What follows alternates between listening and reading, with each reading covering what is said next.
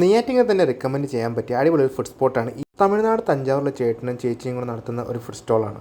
ഫുഡൊക്കെ ലൈവ് പ്രിപ്പറേഷനാണ്.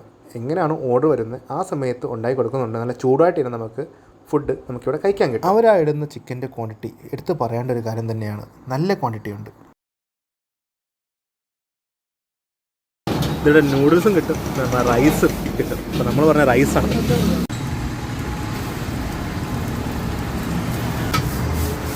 അവർ ആ മസാലക്കൂട്ടിന് സ്പെഷ്യാലിറ്റി ഉണ്ട്. എല്ലാവരും തമിഴ്നാട് ടച്ചുള്ള മസാലക്കൂട്ടാണ്. നല്ല വെറൈറ്റി മസാല.